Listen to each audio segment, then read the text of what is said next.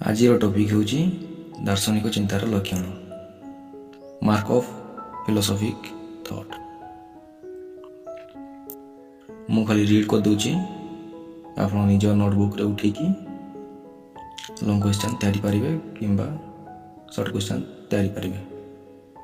तेबे रीड करबा स्टार्ट करूची। मु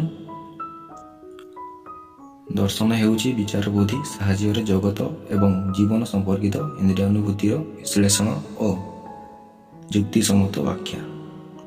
दर्शन रे चिंतार सचता गोटे विशेष गुण भाव अद्रुत होता है। चिंतार सचता अर्जनर उपाय हेउची शब्दर संज्ञा अनुसंधान। भारत रे नायिक मानकर विचार पद्धति और सॉक्रेटिस संलाप यही संज्ञा अनुसंधान विशेष गुरुत्व लाभ करिछि। दर्शन चिंतार अन्य लक्षण हेउछि स्वयंमुखीनता। अनेक दार्शनिक बाह्य जगतर अस्तित्व संशयी अटंती। पुनश्च कहीं दार्शनिक सुनिश्चित ज्ञान संभावना विश्वासी नुहंती।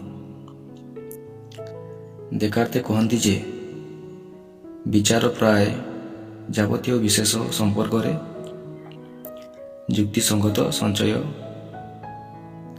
समस्या समाधान संपर्क रे मध्यम होई पारे। तेणु दर्शन रे विज्ञान भली नैतिक्य आशा करा जाई न पारे। दार्शनिक माने जे प्रकार समस्या उत्थापन करती ताहार सर्वजनग्राह्य समाधान आशा करनथाय। दर्शन रे युक्ति द्वारा सिद्धांत प्रतिष्ठा करा जाए। युक्ति द्वारा सही सिद्धांतर विरोधता मध्य करा जाए। पुनश्च युक्ति व्यवहार रे तर्क वितर्क मध्य होई पारे। कथारे अछि मुनिनां च मूर्तिभिर्नां, अर्थात एभली कौनसी दार्शनिक समस्या नहीं जहार समाधान संपर्क में समस्त दार्शनिक एकमत शोषण करुथिबे। यार प्रधान कारण हेउछि यह जे दार्शनिक उक्ति गुड़िकर सत्यता बा मिथ्याता पर्यवेक्षण किंबा परीक्षण द्वारा निर्णय करा जाई नथाय।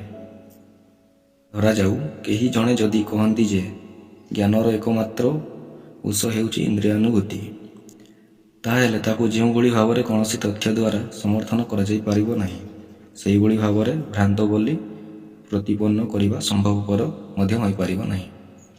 मात्र वैज्ञानिक उक्तिर सत्यता बा मिथ्यात्व तथ्य द्वारा पर्यवेक्षण तथा परीक्षण द्वारा निर्णय करा जाइथाय।